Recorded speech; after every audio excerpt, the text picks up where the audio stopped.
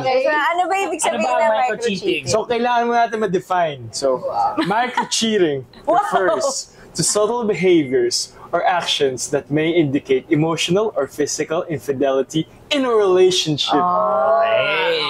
Okay. Kaya ba, upon hearing pa lang yung micro-cheating, meron na ba kayong mga naaalala na moments? Or paano nyo ba i-define ang micro-cheating? in your own words? Parang meron, oo. So ano? Ito yung mga little things that you do, in my own words, no? The little things that you do na parang kung malalaman ng partner mo, it'll hurt their feelings. Parang kung sinabi kasi cheating, usually iniisip parang yung mga ngaliwa talaga, may gagawin kababalaghan, physical, may physical or touch. Mag-elope sila, ganun. Pero parang micro-cheating is parang yung mga bagay na di mo naman naisip na cheating talaga, but it's still cheating. Parang it elevates there. Sa akin kasi, cheating is any act na binebetray mo yung trust ng partner mo. Kahit ano pa yan, kahit hindi physical. Ano pa hindi sinasadya? Joke lang. Okay. Joke lang. Patingin nung nasa phone mo. Joke lang, tawagin natin si Jack. At saka si Emma. Okay. Halimbawa, for example, lack of trust. Nagkaroon na ba kayo ng experience na parang hindi kayo pinagkakatiwalaan ng partner ninyo or kayo yung hindi nagtiwala sa partner ninyo? Oo naman. Yes. Ang dali lang! Pero, kinoconsider nyo ba yun na micro-cheating? So nag-cheating sa part ng bibintang? Ganun ba I yun? guess, yeah. Kasi di ka niya trust? Oh. Jealousy, mga ganun. I don't really think it's like cheating.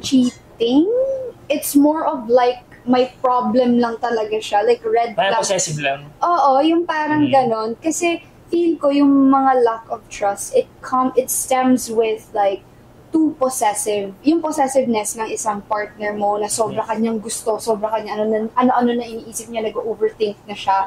So feel ko ganon yun. But it's not more of na ginawa niya yun because may gusto siyang iba or ganyan.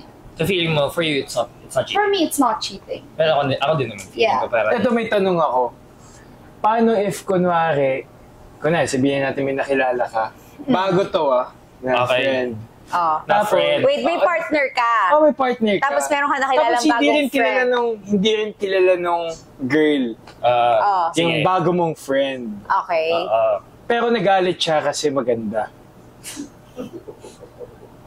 Pero ano bang ginawa mo? Nagkakilala kayo? Bakit nagalit? Pinalo mo ba? Nilike mo Hindi, ba? paano pag ganun lang? Minessage mo ba? Or like, was there any... Nag-followan lang kami, ganun. Tapos minessage mo? Nag-followan lang kayo? Follower lang daw sila. Akala ko ba kaibigan mo? What if? O di ba pag nakilala mo, syempre follow mo naman talaga, di ba? Hindi, minessage mo ba? Yung girl. Sinalo ko nga lang. Bakit ako So, hindi mo minessage. Hindi ko nga minessage. Pinalo mo lang. Oo, sinalo ko lang. Ba't ka tanong ng tanong? So, ba't mo siya pinalo in the first place? Kasi nga nagkakilala kami. Tapos, so you're saying na ina-accuse ka ng partner mo na micro-cheating yun? So, tinatanong mo kami kung micro-cheating So, sabi mo yung babae na yun is maganda. Kaya ba Makalag ha?